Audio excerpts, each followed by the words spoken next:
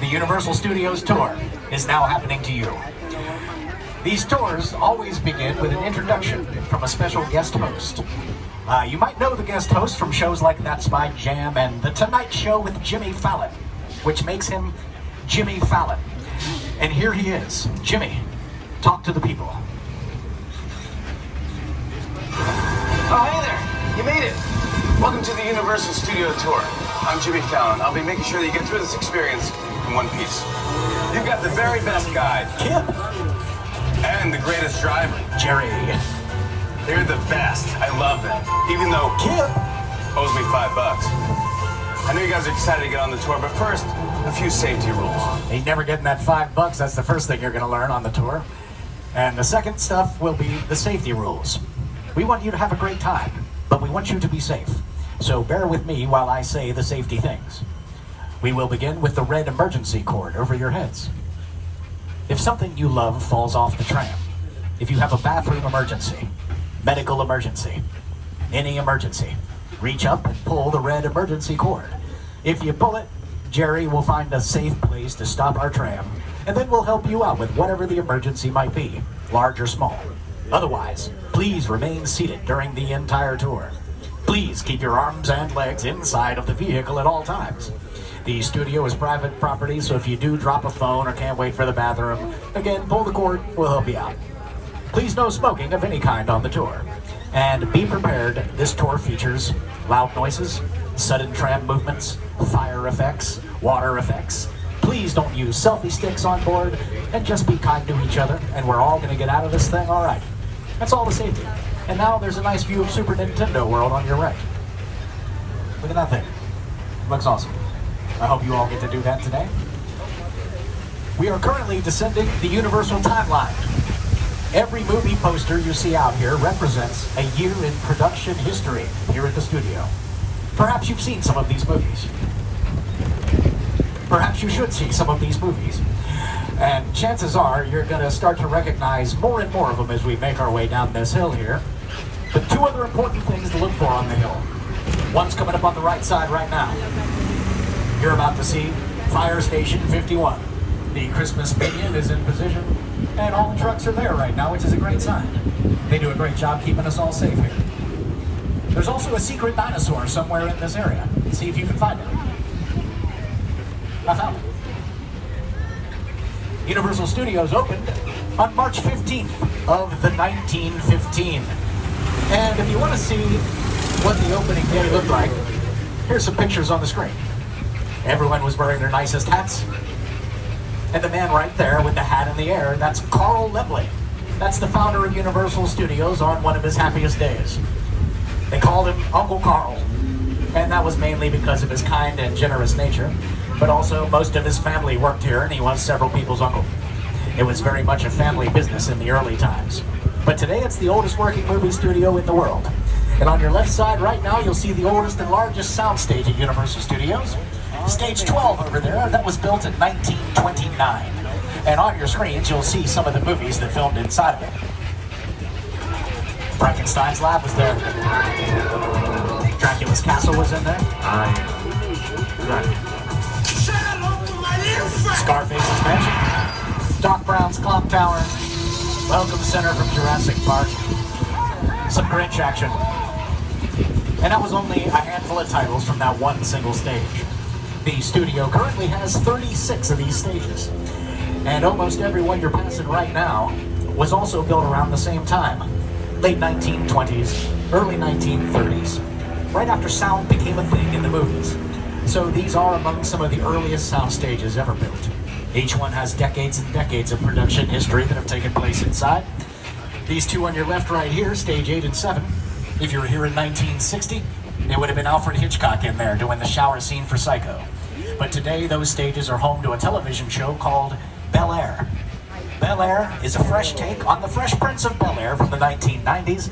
They also film on stage 14 over here on your left side. So 3 stages for Bel Air. And some of the cast of that show made a video just for our tour to tell you more about their show and show you some of the production aspects as well. So here's Jabari Banks, who plays Will, and Ollie Shulleton, who plays Carlton on Bel Air. You just got me water when you Well, can. so what is you put egg on the cheese? You put cheese on the eggs or only cheese? It's fine. Whoa, how many seats do you think are in it? I don't know, it's gotta be a lot. Yeah, we could probably fit the whole Bel Air cast and crew in there. You know, we gotta get one of these for the mansion. For sure. You're lucky for y'all. The Banks family mansion lives right here on the Universal lot. Right. Some of Bel Air's most pivotal scenes have been filmed right here. Jabari, What have been your most memorable moments? I don't know. I mean, there's so many to choose from. You know, I love the foyer set where Will first enters, and at that moment, his life changes forever. What about you? Well, the Bel Air Academy gym set is here too, and I remember you having to sit in that cold ice bath for hours. Yeah. And that was really fun. I still can't feel my toes.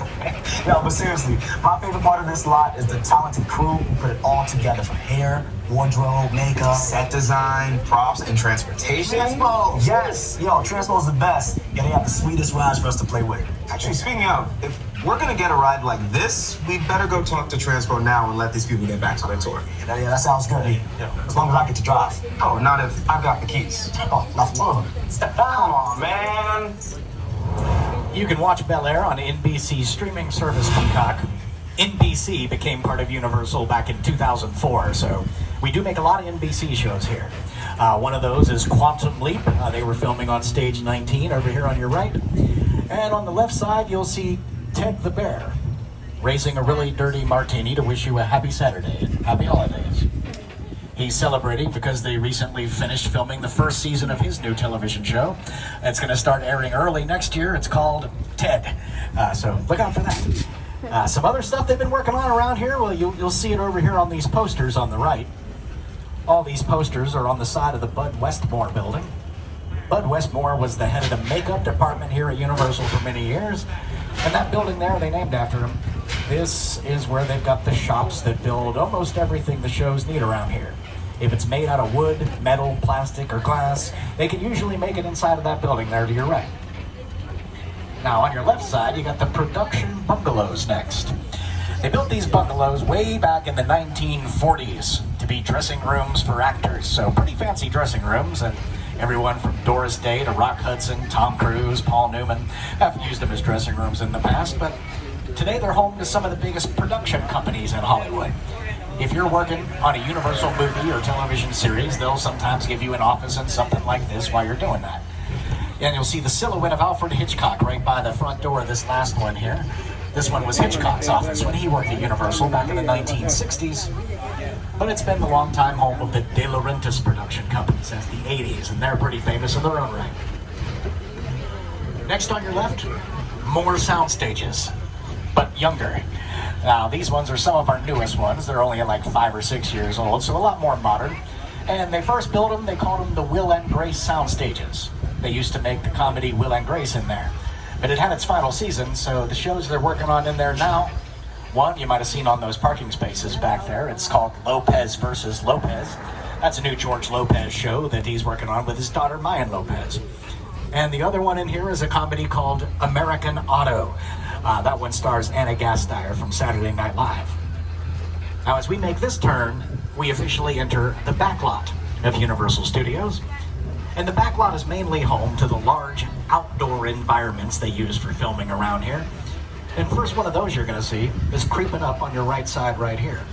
You're about to see into the big city settings here at Universal, the Metro sets. That's New York Street there where you see the tram stopped. Glass and steel offices, hotels, theaters, department stores, back alleys. It's a mix of a little bit of everything. So filmmakers can turn this into whatever part of whatever city they want it to be. Here's the residential section here to your right, known as Brownstone Street. And up on your screens, you'll see some of the people that have called these brownstones home through the decades. The clip starts in 1968. But the history of these brownstones goes back to the 1940s. Back then, the comedy duo of Abbott and Costello had an apartment there. And those were a couple of Universal's biggest stars from that era. And that's going to take us into the small town next. The small town part of the backlot is known as Courthouse Square. And a lot of movie lovers will probably recognize this area best from some of the big 1980s blockbusters that filmed back here, like Back to the Future Part 2, a little bit of the Gremlins if you're a big 80s movies buff. Hello. But here's a little clip that'll show you what that and some other stuff that's filmed out here looks like.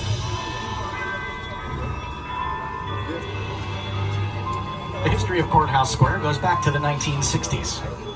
The classic films like Inherit the Wind and To Kill a Mockingbird use the Courthouse Square. The very first episode of The Twilight Zone filmed here. And chances are you've probably seen this many times through the years as a small town. They do change the look of these buildings. You can tell the courthouse doesn't quite look like it did back in the old Back to the Future times. But if you walk right in the front door of the courthouse, there's just the front of another courthouse in there. And then the rest of it's mainly just for storage. And it looks like they were at the pharmacies new over on the right-hand side for something. They made a Walmart featured Christmas film out here pretty recently. It was the last thing to be in this area, I believe. But we're going to leave the small town behind and head back to the big city next. Almost, anyway. Looks like we found all the other tours. They're right in front of us. This is good. This means we will get to spend quality time together on this street, where we will learn many interesting things that I will tell you. Let's see where we stop. Nice, some people are still in the small town. Some people are on New York Street now. Now, this is inspired by New York City. Sometimes it is, especially the street, end of the street behind car 1 here, and car 2 there, if you look to your left, that many of the buildings down there are straight from New York, like the Macy's and things. The most recent thing that filmed over there was a music video. If you're familiar with the band Blackpink, the singer Jisoo made the video for the song Flower down on that end of the street. And lots of big music videos have been made out here. Taylor Swift did the Wildest Dreams video here. Pink did a video for Walk Me Home out here. And many others through the years. Shows like Brooklyn Nine-Nine would use it for New York. And there's some scenes in Captain America, the first Avenger, where this is New York as well. But it's also been Chicago for classics like The Blues Brothers and The Sting. It was Baltimore for Hairspray Live. It's been pretty much every city you can think of over the decades. And sometimes this isn't a city at all. They also build the obstacle course for American Ninja Warrior right down the middle of this street when they do the LA qualifying rounds out here. All right, creeping up a little bit. And now that we're officially all the way on it, I'll play you a little clip that'll show you what this place can look like when it's all dressed up and ready for filming. Here's what Jimmy Fallon made. Hey everyone, welcome to New York. I got my start right here in New York on Saturday Night Live. This is actually my old neighborhood. Once got mugged over there by an old woman, tough lady. This is my favorite hot dog guy. Hey buddy, how's it going? Remember me? No. Just like old times. Gotta love New York City. Hey, I'm walking here. Hey, it's cool, guys. I was just walking there. So it's not exactly New York, but a lot of times when you see New York in the movies, it was shot right here on the Universal Metro sets. If you can make it here, you can make it anywhere. Even if you make it here on the Universal lot. To me, the most interesting thing about this clip is that he wasn't even here. Jimmy Fallon was in New York City on a soundstage, and the only things that are really there are that hot dog guy and the taxi cab. They just put all of this stuff in on a green screen in the background when the filming was over. So that's how far down the movie magic rabbit hole this stuff goes sometimes. It's all lies. Or rather, it is the illusion of reality. That's a better way to say that. And creating that illusion to tell stories in the best way possible is basically the main job around here. Now, nothing around you is real right now at all. The buildings themselves are mainly just facades. There's anything that looks like a brick is really just a sheet of plastic molding stapled onto some plywood, and anything that looks like concrete's just some plywood with a little bit of plaster on it. All very temporary, and really only built to look good on camera from the outside. There's really nothing inside of any of these things except just enough support to keep them standing, dirt, and the occasional raccoon. And that's because all the indoor stuff is mainly filmed inside of those stages we passed earlier, where they have more control over sound and light, and those are the two most important aspects of any filmmaking. All right. All right, everybody. Thank you for your patience. And here we go. now that the operation is moving forward, we're going to shift gears and talk about directors next. Writers create the stories, directors figure out the best way to get it off the page and on the screen, and we're going to take a look at the work of director Peter Jackson. Peter Jackson directed the movie King Kong for Universal, and I'll just quickly let him tell you what made him want to be a director, and also give you a little bit of a hint about what's going to happen to us when we drive into this cave right here at the top of the hill. Here's Peter Jackson. It's the original King Kong that made me want to direct movies. I saw that movie on TV when I was about 8 or 9 years old. I wanted to become a filmmaker. Action! I like films that just take you away from your real life and sweep you up with adventure. Kong literally does that. I mean, you're on board the ship, you're sailing to a lost island, you're encountering monsters and creatures from, prehistoric times. How can I believe it? So I was thrilled when Universal invited me back to Skull Island, and it's great to have you along for the ride. Now, we have created this 3D immersive experience, so you're going to have your glasses ready. Don't put them on yet, but just have them in your hand because we're about to return to Skull Island. We're going in.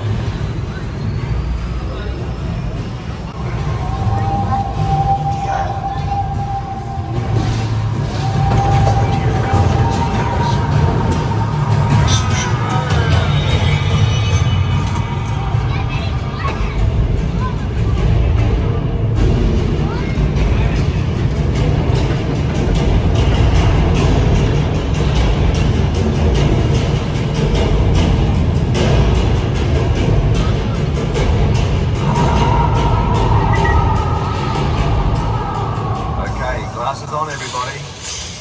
We're back in Skull Island.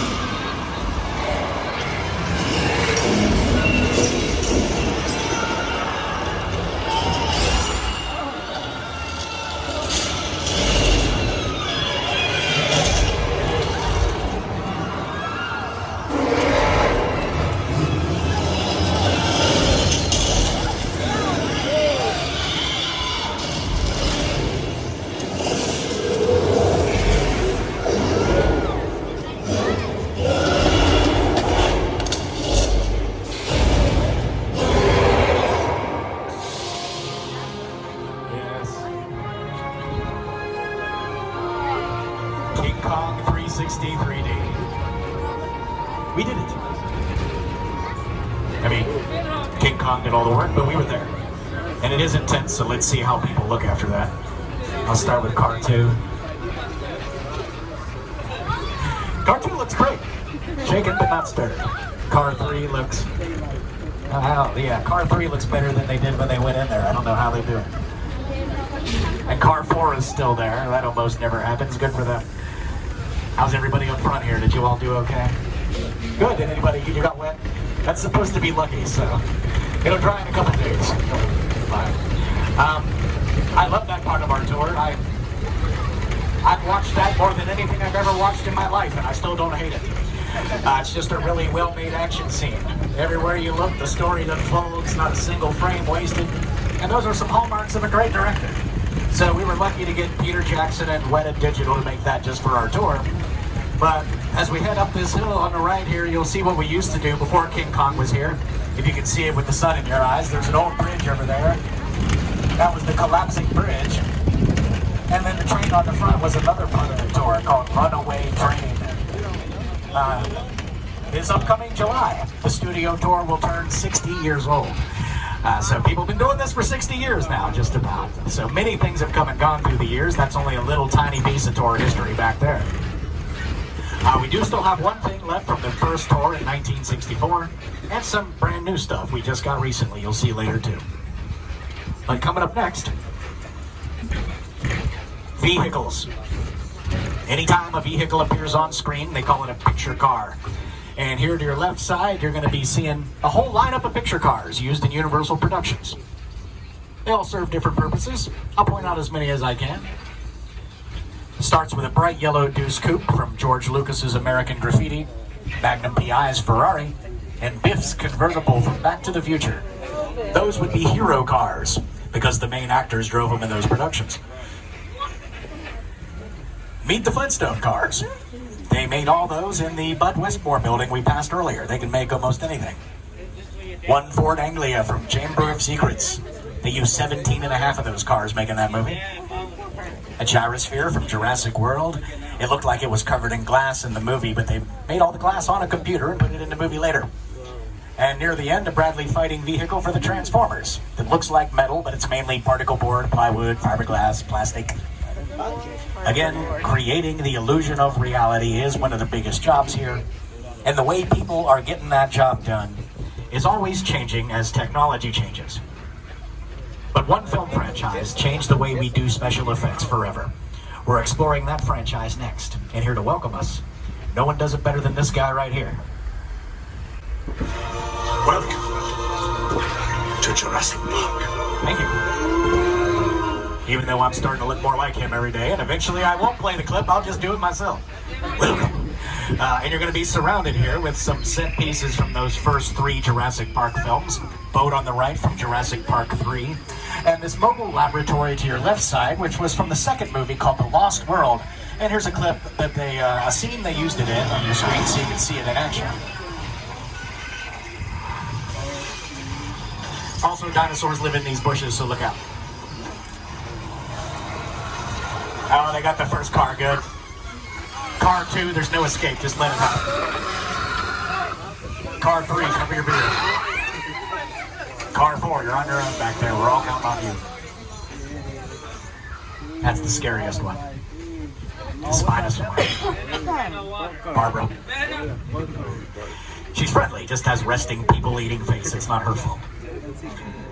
The very first Jurassic Park movie came out in 1993, so it turned 30 years old this year. So 30 years ago, they made a dinosaur on a computer, put it in the movie. It looked amazing, and that was really the beginning of the digital age. We are deep in that now. We get digital effects in basically everything we watch today, but Jurassic Park was a big turning point for all that technology. But as far as tech has come, sometimes the old ways are still the best ways, and that's what we're going to show you next. When it's our turn to roll down this hill. This is the steepest hill on the tour, which offers its own rewards. But once we roll down the hill into the old Mexico part of our backlot, we're going to show you how they make it rain in TV shows and movies. And that hasn't changed very much. Here we go. Enjoy the hill.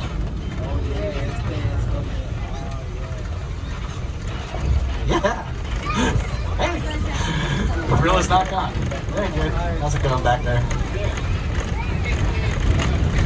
Now, everybody has to make their own rain, no matter what. So everybody needs a rain machine. And rain machines are really just giant sprinklers. All you got to do is put those sprinklers high enough in the air the camera can't see them. And find a good water source to hook it up to. And when you're all ready to start filming, all you got to do is turn on your rain machine, and then you get the rain. Pretty simple.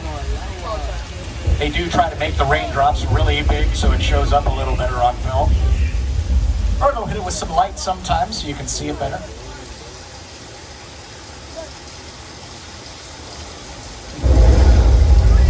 And when it is dark and stormy, or bright and sunny, or foggy, each one of those things sets a different mood to tell a story. So weather effects can be very effective. But you got to remember to turn it off, because if you don't turn it off, this happens.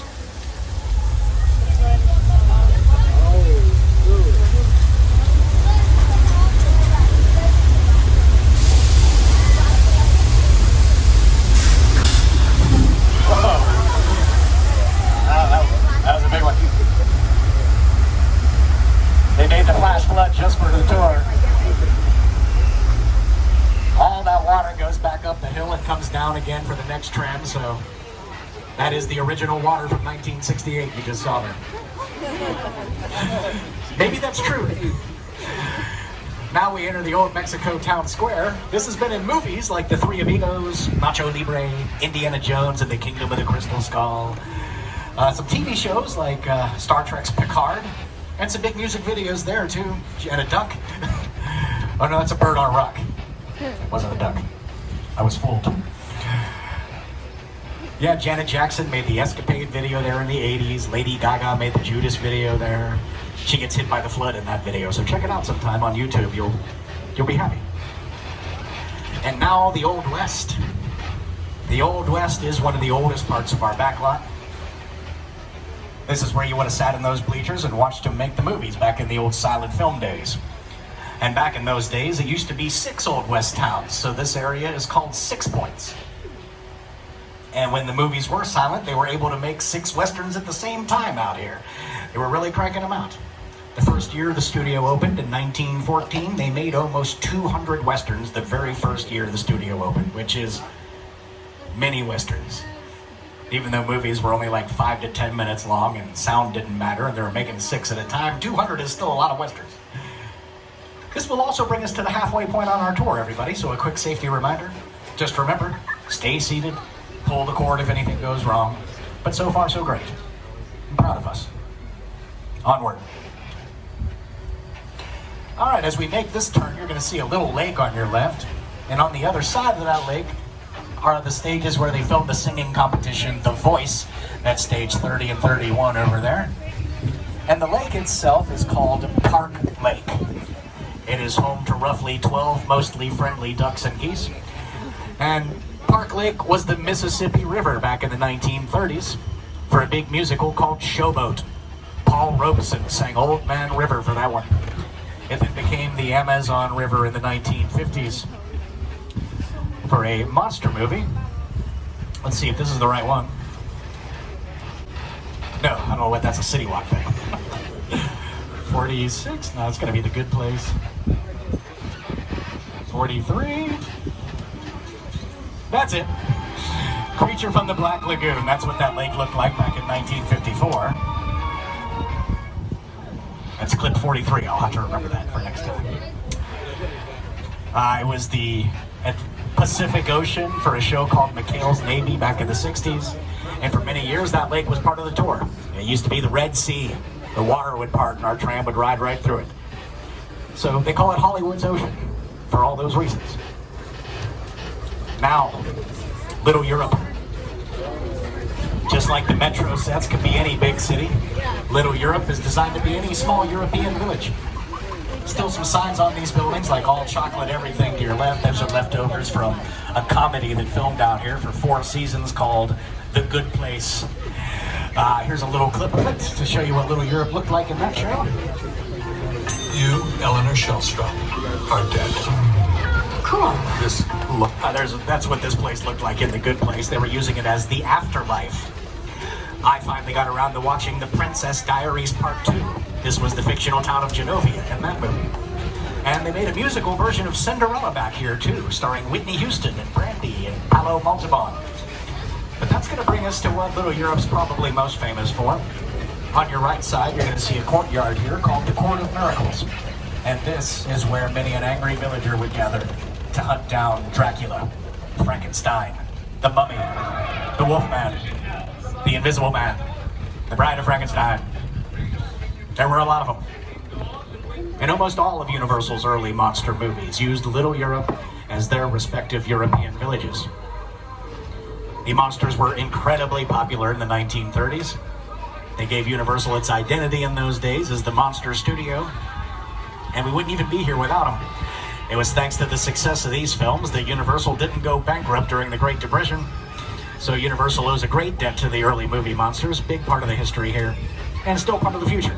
They're always coming up with new ways to remake these films, even today. Now there's a house on your left. That's where I live. Those are lies. I live in Van Nuys. Now that house was for a talk show called Home and Family. That was on the Hallmark Channel for several seasons, but it ended, so they've just been filming scenes for Bel Air in there most recently. Now, they're doing a little work on one part of our tour right now, so our tour route is taking us currently down what they call Denver Street.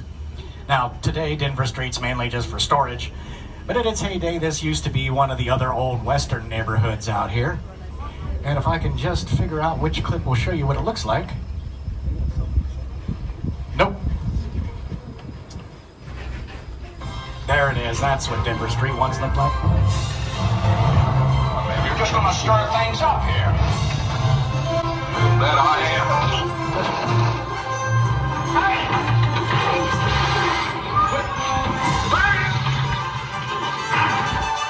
How dare you hit that man?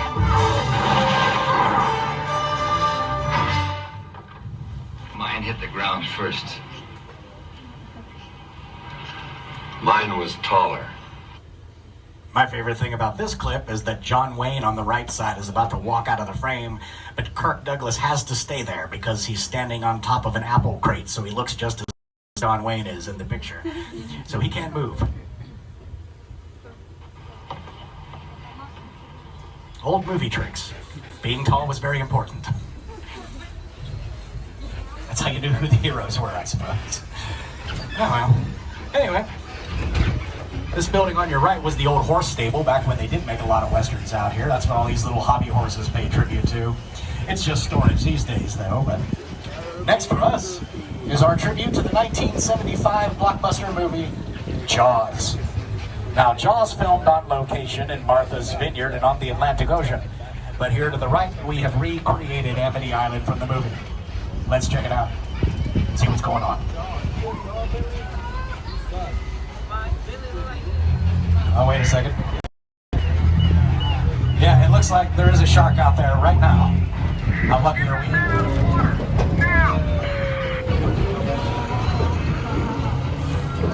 Oh, there's a diver out there too, but do not worry. He is trained to handle shark encounters. Observe.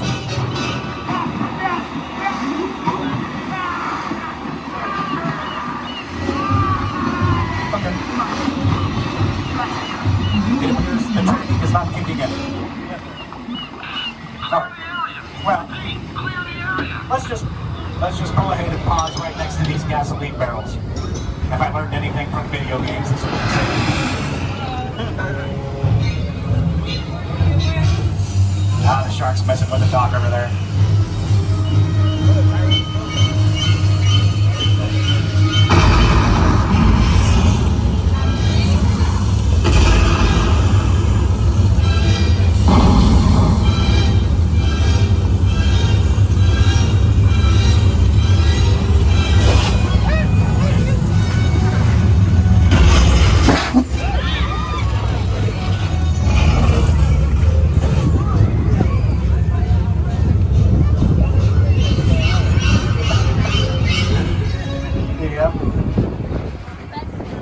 Somebody. Sometimes it's me. I stop paying attention and it pops up and scares me. And on the cooler days, the fire feels pretty good. But if you're sitting on the right side, make sure you still have eyebrows on your face. That's one of the hazards of being that close to the fire. That shark's been trying to scare people since 1976. They added this to the tour the year after Jaws came out in theaters. And that shark works way better than the shark from Jaws ever did. The shark from Jaws was named Bruce. They named it after Steven Spielberg's lawyer. And Jaws was Steven Spielberg's first really big movie, and almost his last really big movie. He wanted to film it on the real Atlantic Ocean, using a giant mechanical shark that was going to swim in the real ocean, and both of those things turned out to be basically impossible. Books and plays have been written about how hard it was to make Jaws. But he did finish the movie before it finished him, thanks to some really creative filmmaking. An incredible editor named Verna Fields, a haunting soundtrack by John Williams, Amazing actors, great script. All those elements came together and made Jaws the biggest movie in the world until Star Wars came out in 1977. But it did launch the career of Steven Spielberg, and he's still making movies. Now to your left, you're going to see one of the suburban neighborhoods. This one's known as Elm Street. And on the right side, another house. This one's called the Chicken Ranch. Totally unrelated to the chickens I spoke of earlier. This one was built for a musical back in 1982, starring Burt Reynolds and Dolly Parton. That should be enough to look it up. This is one of the sets you can actually go inside and film inside of that house, so they call it a practical set, as opposed to the house behind it, which is definitely a facade. On your left here, you're just going to see the last few houses of our second suburban neighborhood. They call that one Colonial Street. And I'll play you a clip. They're working on, they're making a new porch there. That's nice. But here's a clip of some things that filmed on that street so you can see what it looks like on screen. There's Tom Hanks in The Burbs in the 80s. Christina Ricci and Casper in the 90s. Nelly made a music video there in the early 2000s. And for 8 seasons, it was Wisteria Lane for a show called Desperate Housewives.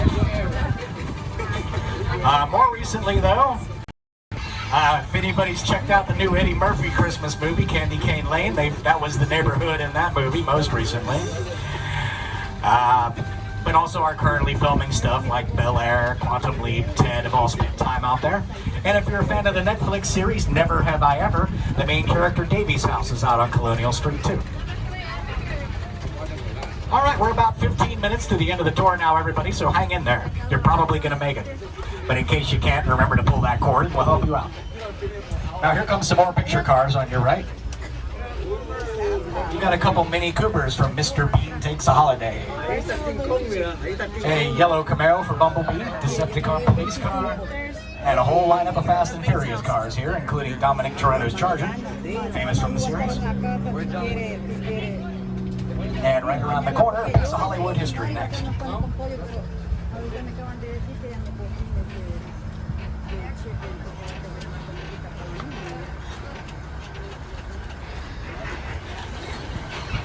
And here is where we get to see the Bates Motel, and on the hill behind it, the Bates House, the setting of Alfred Hitchcock's 1960 thriller, Psycho.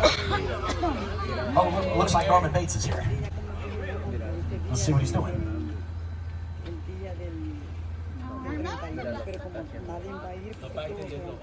He looks busy. Probably tending to the needs of a guest.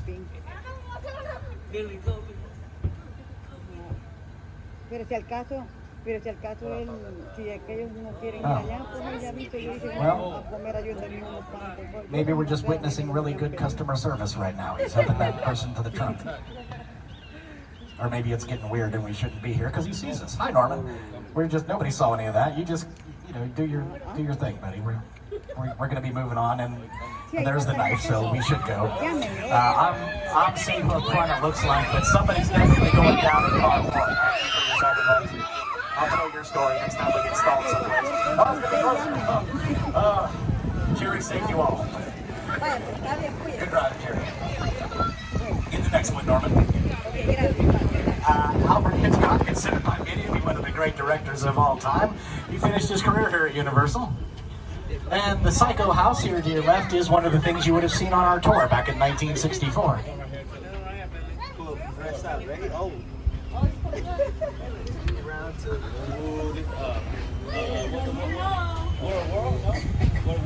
That's going to lead us into the crash site set. This one from Steven Spielberg's 2005 movie, The War of the Worlds.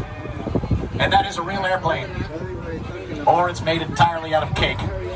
It's difficult to tell. That was a retired 747. They bought it and then chopped it into pieces just to film this one scene in this movie. I'll play that scene on your screen and you'll hear more about it from Steven Spielberg and production designer Rick Carter. The airplane crash site set is a perfect example of a set that is all designed around the vision that Steven had. we first began to sit down to talk about the War of the World, I thought, what if the 747 goes down right in a big neighborhood? Because it's just something you don't see. You're doing good. You're doing good. Keep your eyes on me. That's right. Now listen, I want you to close your eyes, okay? Got them closed?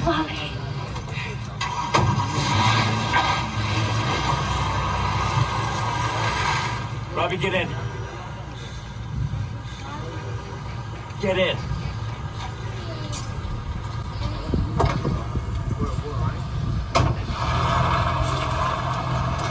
So you can see all that stuff looked really good on screen, and it's all real stuff. Another practical set. When they say practical, it usually just means it's real or someone made it with their hands instead of a computer. And building realistic sets is certainly not a lost art in any way. You're going to get another good example of it right here as we ride through the newest part of our studio tour. This is one of the sets from Jordan Peele's latest film, Nope. It's the fictional theme park of Jupiter's Claim. And here's the writer and director, Jordan Peele, to tell you more about it. Movie magic only happens when a team of collaborators, often in the hundreds, work together to take an impossible notion and bring it to life. This is Jupiter's Claim, a nostalgic, small-time Southern California amusement park owned by former child star Ricky Juke Park.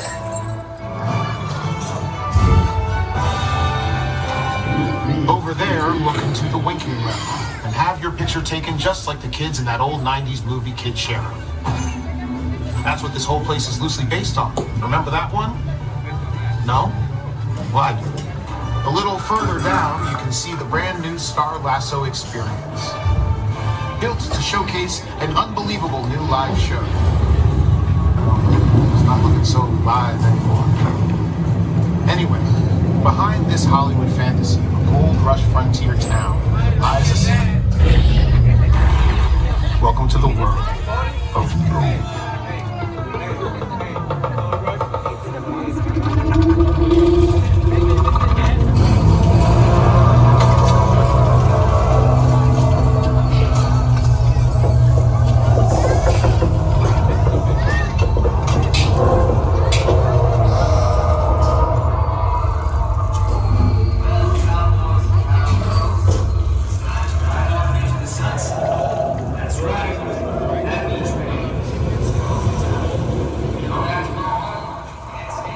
The set is the work of production designer Ruth Day Young, and if you've had a chance to see the movie Nope, you know a lot of the elements on that set are pretty important to the plot of that film, too. All right, and that's going to bring us to the final part of our tour today, everybody. This is Sullivan's Garage, and this is the park dedicated to the Fast and Furious films. Fast and Furious fans will have some idea what to expect. But if you've never seen a Fast and Furious movie, there are 50 of them, so you need to get to work. Now that is not true. There's technically 10 and a half, if you count Hobbs and Shaw as a spinoff, 10 and 3/4, because I think there's another movie loosely related to Tokyo Drift as well, which is as far as I've made it so far. I've only got the Tokyo Drift, so I got a ways to go too, but I will get there someday. But if you're completely unfamiliar with Fast and Furious movies, they're all about family, about living your life a quarter mile at a time, and about cars doing incredible things that cars have no business doing, but it's fun to watch them do it. And we will be getting a taste of that for ourselves momentarily at some point. We all do. All right, we did it. Let's go.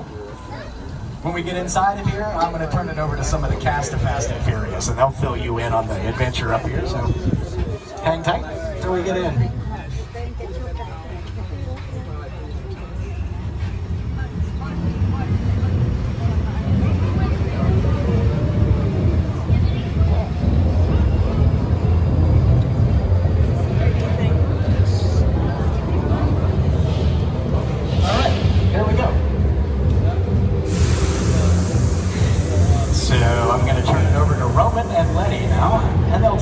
What's going to happen to us.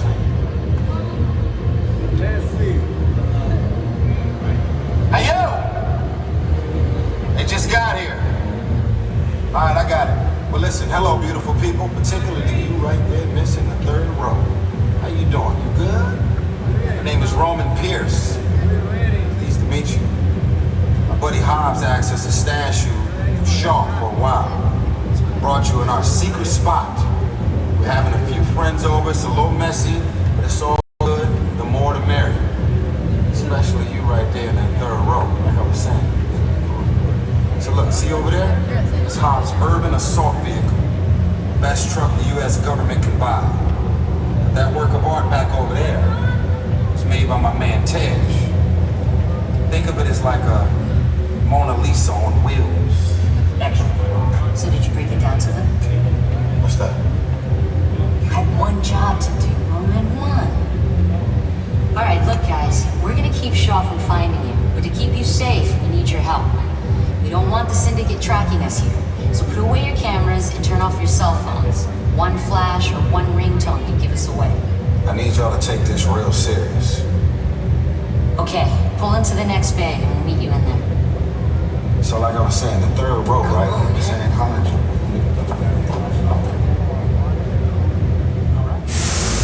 Which will be now.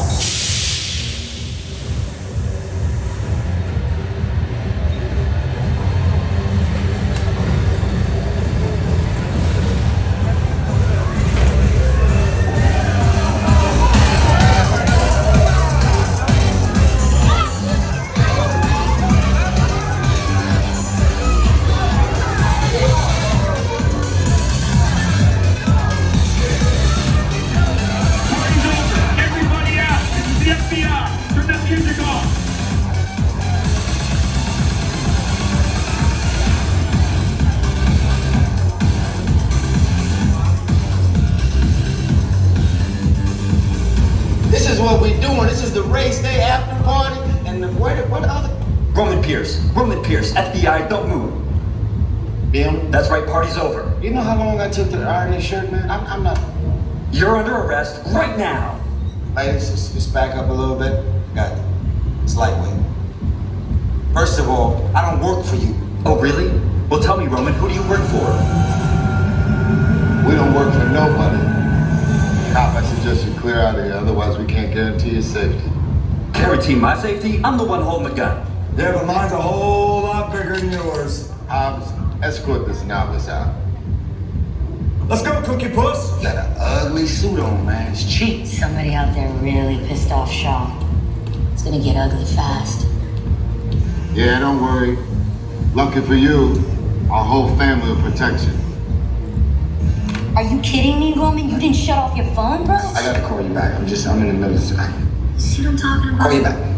Man. It was on vibrate. Shaw traced us. Hobbs can't hold him forever. Letty, Roman, we're up. Driver, move that vehicle. It's about to get real interesting. My Mona Lisa's all warmed up right next door. Roman, grab your truck. I need you and Letty ready to roll. It's about to get real interesting, everyone. So stay seated, hang on to your stuff, and get your 3D glasses on your face. Because things are about to get fast.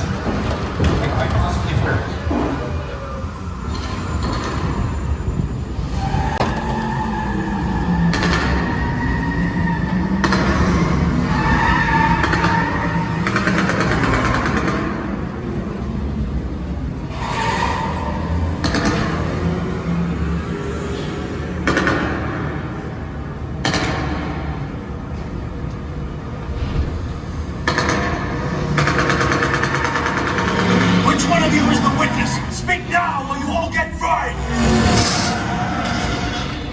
This is our turn.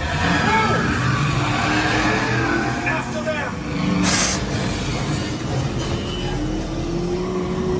Okay, guys, it's showtime. Come to the left. Let's do it moving fast enough. Roman, Letty, hook him up. Hit it! Now we're moving. Yeah, look out!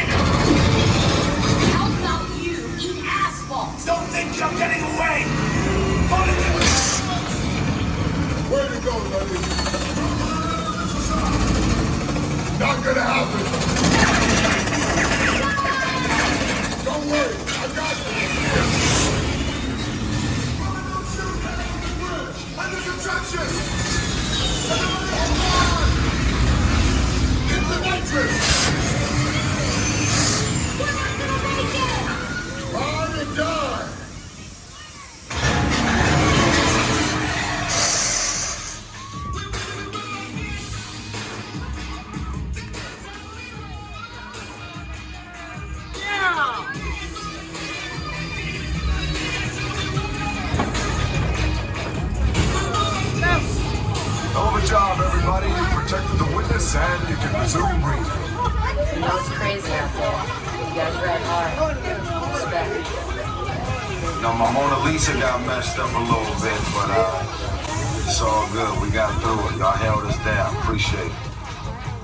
They say the bigger the family, the stronger it is. You guys did good out there.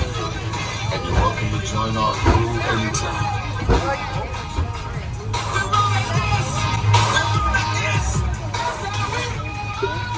Respect.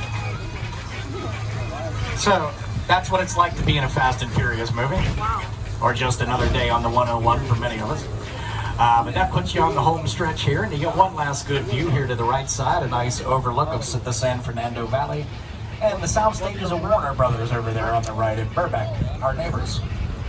Hello, neighbors. But to bring it on home on this side of the hill, there's a montage and a closing statement. For 108 years, Universal Studios has been making movies with the goal of making audiences laugh, cry, or sit on the edge of their chairs. That was the philosophy of Carl Laemmle when he opened up the studio in 1915, and that's the spirit they're trying to keep alive going into the future. I want to say thank you to all of you for taking the tour, making yourselves part of that history. And let's have a hand for your driver, Jerry. Getting us there back safe, Jerry. You've done it again, man. We all believe you. Take a moment, check around, make sure you have all your personal belongings. And you're going to be able to drop your 3D glasses into the bins you'll see up here as you depart our tram. Just be careful not to throw your real glasses in there. That happens to people every day, and they're hard to get back sometimes, so don't let it be you. And take your time getting off this thing. Watch your step, don't get hurt. Watch your hands when you don't get pinched. And I have been your ever-loving tour guide, Kip. Wishing you all a wonderful rest of the day at Universal Studios Hollywood.